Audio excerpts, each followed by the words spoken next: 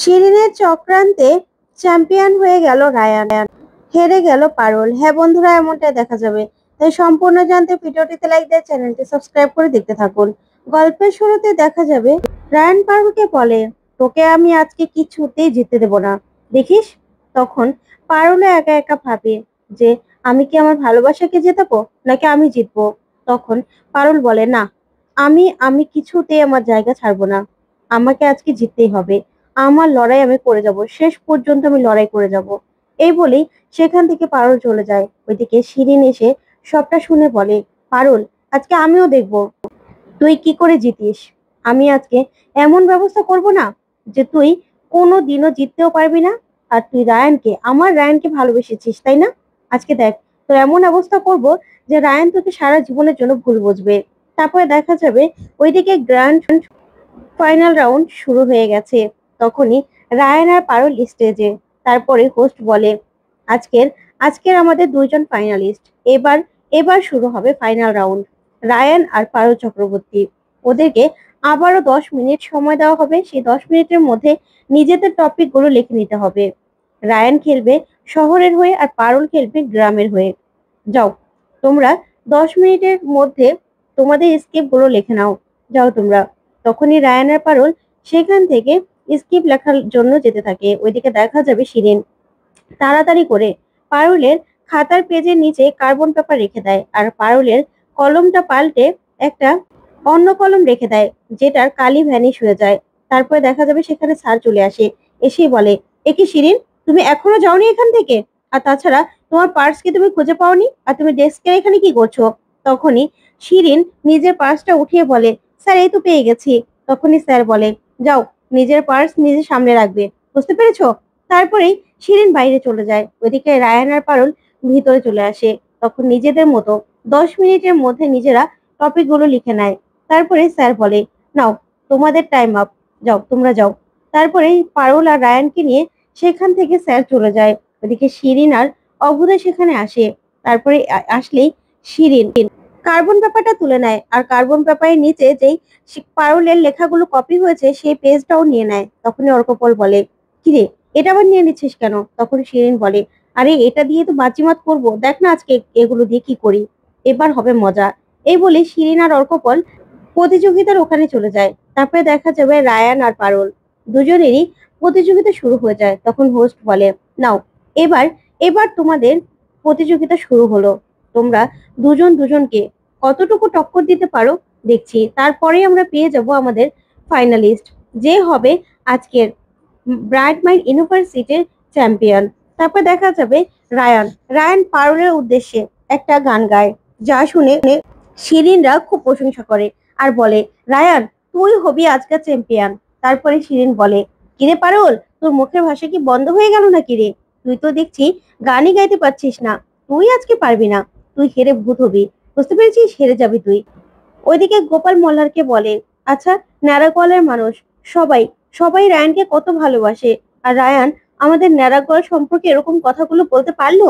তখন মল্লার বলে, ছাড়ো তো গোপাল দা, দেখো না পারুলকে ছেড়ে দেবে নাকি? পারুল আজকে একদম ইচ্ছে মতো জবাব দিয়ে দেবে, দেখো না কেমন করে ধুয়ে দেয়, ও কি ছেড়ে দেওয়ার মানুষ নাকি? তখনই দাদু বলে, হ্যাঁ হ্যাঁ পারুল দিদি, তুই জবাব দে জবাব দে। তখন ঠাম্মি বলে, পারুল দিদি, তোর যা মনে আসছে সব আজকে উপরে দে, সব আজকে বলে দে। তখনই পারুল ন্যাড়া গোয়ালের হয়ে, গ্রামের হয়ে একটা গান গায়, যা শুনে রায়ানের মুখ একদম বন্ধ হয়ে যায়। ওইদিকে অর্কপল শিরিনকে বলে, কিরে শিরিন, এখনো তো দেখছি কাজ হচ্ছে না, ও তো গান গেয়েই যাচ্ছে। তখন শিরিন বলে, হবে হবে, তুই চিন্তা করিস না, একটু পরেই পারুলের ব্যান্ড বেজে যাবে, তুই দেখবি। তখন অর্কপল খুশি হয়ে যায়। ওইদিকে রায়ানকে শিরিন বলে, রায়ান তুই ভয় পাস না, আজকে তুই জিতবি, দেখিস, তুই জিতবি, তুই গা না, গা। ওকে এমন ভাবে জবাব দে যেন পারুল আর কথাই বলতে না পারে। তারপরেই রায়ান মনে মনে বলে, পারুল, তুই বড্ড ভুল করলি, বড্ড ভুল করলি। ওইদিকে রায়ানের মা বলে, দেখেছো কত বড় নিমক হারাম, যেখানে থাকছে সেখানকার কথাই এত এত বদনাম করছে, মেয়েটা আসলে একটা অপদার্থ। তখনই দাদু সবটা শুনেও কিছুই বলে না। তারপর দেখা যাবে রায়ান আবারও একটা গান ধরে। তখনই পারুলকে খাবার নিয়ে খোঁটা দেয়। তখন পারুল বলে, রায়ান, তোকে আমি কতবার বলেছিলাম যে মানুষের খাবার রুচি নিয়ে কখনো কথা বলবি না, সেই তুই আজকে খাবার নিয়ে খোঁটা দিলি তো। দেখ, আজকে তোর কি অবস্থা করি। ওইদিকে দেখা যাবে সবাই মিলে বলে, কি এবার এবার কি করবি পারুল, এবার তো তোর দেখছি মুখ বন্ধই হয়ে গেল। একদম ঠিক বলেছিস রায়ান, একদম ঠিক করেছিস। ওইদিকে দাদু ওরা বলে, পারুল দিদি তো আজকে ছাড়বেই না, ওকে খাবার নিয়ে খোটা দিয়েছে তো, দেখো না আজকে কি জবাবটা দেয়। ঠিক তখনই পারুল গানটা ধরে, আর ঠিক তখনই পারুল দেখতে পায় যে আস্তে আস্তে লেখাগুলো ভ্যানিশ হতে থাকে। তখন পারুল বলে, কি ব্যাপার, এটা কি করে হলো, কি করে হচ্ছে এটা, না না এটা কি করে হচ্ছে, লেখাগুলো তো সব ভ্যানিশ হয়ে যাচ্ছে। তখনই পারুল চুপ হয়ে যায়, আর পারুলের এভাবে চুপ হয়ে যাওয়াটা দেখে সবাই চমকে যায়। ওইদিকে শিরিন খুব খুশি হয়, আর অর্কপল বলে, এই শিরিন, মনে হচ্ছে খেলা শুরু হয়ে গেছে রে। তখন শিরিন বলে, হ্যাঁ, একদম পারুলের মুখে ঝামা ঘষে দিয়েছি। দেখ না, ওর মুখে বলা তো দূর, ও তো কিছু বলতেই পারবে না, ও কারোর সামনে মুখও দেখাতে পারবে না। ওর আজকে একদম মুখ বন্ধ করে দিয়েছি আমি, একদম ঠিক হয়েছে। তারপরে পারুল দেখতে পায় যে কোনো লেখাই আর পেজের মধ্যে নেই। তখন পারুল বলে, কি করব আমি, লেখাগুলো তো সব ভ্যানিশ হয়ে গেল, এবার আমি কি বলবো। তখন রায়ন মনে মনে বলে, কি ব্যাপার, পারুল হঠাৎ করে থেমে গেল কেন, কি হয়েছে ওর। ওইদিকে দাদু বলে, পারুল দিদি দাঁড়িয়ে আছিস কেন, বল কিছু বল, পারুল দিদি থামছিস কেন। তখন গোপাল বলে, কিরে বোন, তুই এভাবে চুপ করে আছিস কেন, বল জবাব দে। তখনই পারুলের বন্ধুরাও বলে, পারুল বলো না, আমরা আছি তো তোমার পাশে, বলো।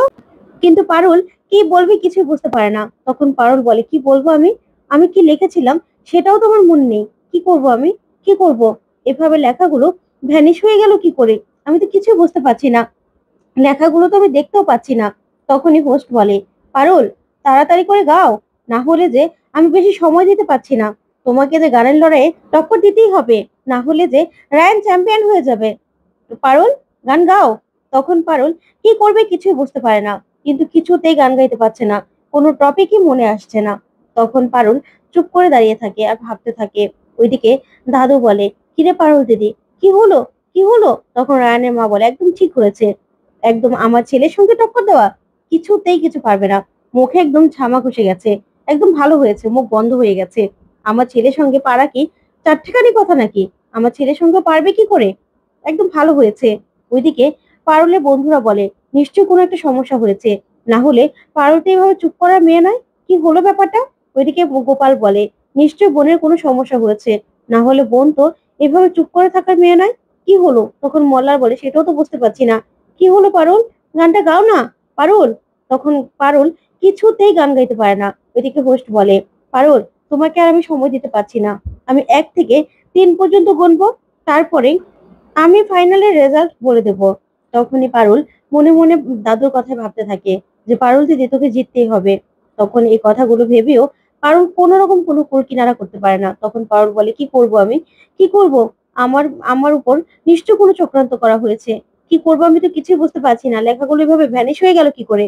তারপর দেখা যাবে হোস্ট 3 পর্যন্ত গুনেই রায়ানকে চ্যাম্পিয়ন হিসেবে ঘোষণা করে দেয়। ওইদিকে রায়ান খুব খুশি হয়, হাসতে থাকে, খুশিতে নাচতে থাকে। তখন রায়ান বলে, দেখ পারুল দেখ, তুই আমার সামনে দাঁড়াতেও পারলি না, আমি জিতে গেলাম। তখন পারুল বলে, না, এটা আমার সঙ্গে অন্যায় করা হয়েছে, আমি জানি কোনো না কোনো চক্রান্ত করা হয়েছে আমার বিরুদ্ধে, আমি এটা মানতে পারছি না, আমার উপর অন্যায় করা হচ্ছে, অন্যায় করা হচ্ছে। তখনই হোস্ট বলে, কি বলছো তুমি পারুল, তুমি নিজেই তো গানটা গাইতে পারলে না।